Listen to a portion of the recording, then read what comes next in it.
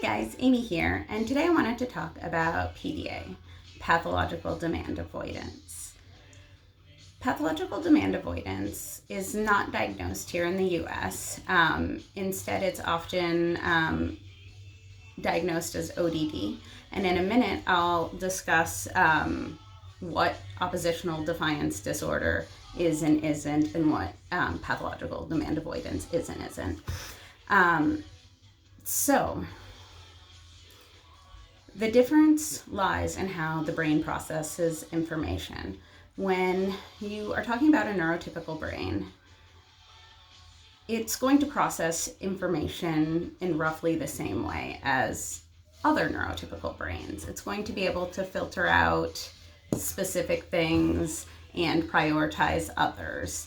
That's just how the brain functions. When you're talking about someone with demand avoidance, with pathological demand avoidance, which is a profile type under the autism spectrum in some countries. The US is not one of them.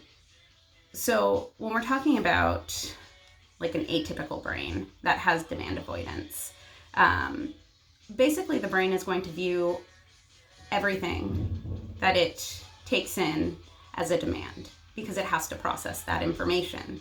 A typical functioning brain, that's what it does. It knows how to do it. When you have demand avoidance, your brain kind of gets overwhelmed and it struggles to prioritize things. And so it will take these demands, and when it gets overloaded, it's like, no, I'm not going to do it. And so we see this, how this affects people, because everything is a demand. So whether it's responding to a question, checking your email or responding to it, answering a phone call, going to the bathroom, actually doing work, all of these things are demands. If you're familiar with the spoon theory, then you know that for people who maybe function atypically, we often find that we can use the reference of spoons as like mental energy or physical energy for that matter, just energy, I guess. And so each day we just have so many spoons.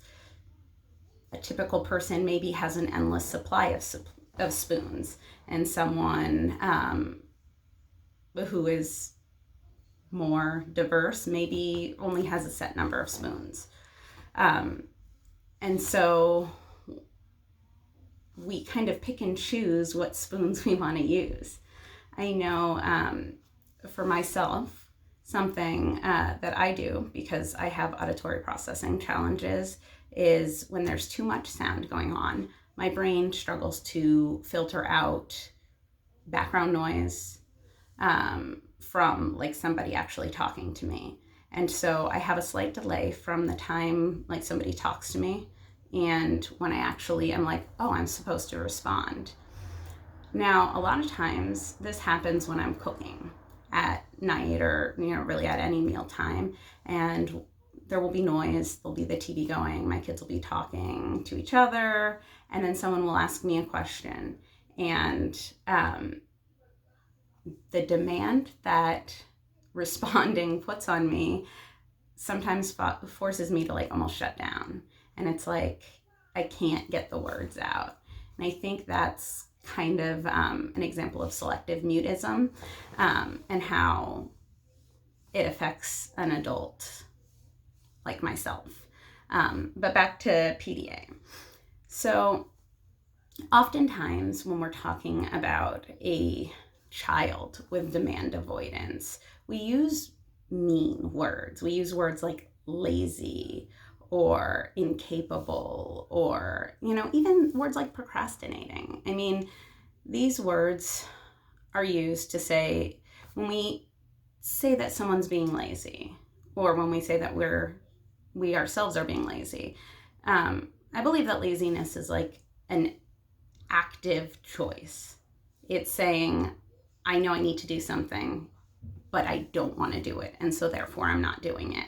And I think that that is the difference between PDA and not PDA. with the PDA brain, I'm not having that conscious thought of, I don't want to do the thing, so therefore I'm not going to do it. Instead, my brain is literally spewing all of the reasons why I can't or shouldn't do this, or all of the other things that I have to do following this. It's like its way of like preventing me from being productive. And it is not something that like I am actively doing. And so that to me is the big difference. Now, I mentioned ODD. In the US, we often see children diagnosed with oppositional defiance disorder. And this is where I kind of disagree with that diagnosis, because I think that there are times when a child or an adult or a person, anybody, is being defiant. And with oppositional defiant disorder, it's typically a person in authority. And yes, we see that. But I think that oftentimes with children and adults who are getting this diagnosis, it's not. It's actually a demand avoidance. It's not that thought process that goes into this person of authority is telling me what to do, and I don't have to do it. That's different than just avoiding things simply because it feels too much. Real quick, I'm just going to give an example of like a PDA thing for me. When like showering. In the last house I lived in, my shower had glass walls on two sides. And so the act of showering became a demand that I wanted to avoid simply because I didn't want to have to squeegee down my shower. I know how stupid that sounds. And so I had to like talk myself through it, but it would be like, I just don't want to deal with this. And then if I didn't do it, I would see the spots from the water on the glass in my shower, and that would bug me. And so it was like just this double-edged sword of, I don't want to do this thing, but then if I don't do that thing, then I'm going to have this consequence. So fine, I'm just not going to do it at all.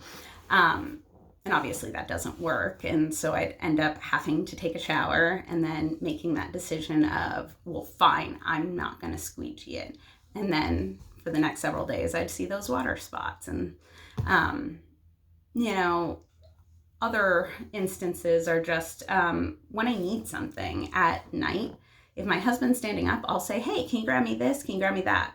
And I don't think anything of it. I'm literally like, you're standing, I'm not, you're in the kitchen, you're right next to the thing, grab it for me. So in my mind, it's convenience, it makes sense. From his point of view, it's like me demanding stuff on him. But then back to me, inside my head, it's like, I want the thing, but I don't want to have to go through the effort of getting it. Ugh. Or another great example is taking my pills, my like vitamins and medicine. I will literally hold them in my hand for an entire TV show at night for no reason, just avoiding the act of actually having to like swallow the pills. It makes no sense. I know that I need them. I know that they're helpful for me. I don't want to hold them in my hand. There's no reason for me not to take them. It's just simply a demand and my brain trying to avoid it. So I don't know. This was pretty random. I hope that some of this was helpful, though, in helping others to understand the difference between a typical functioning brain and a brain that is functioning with a demand avoidance, like my own.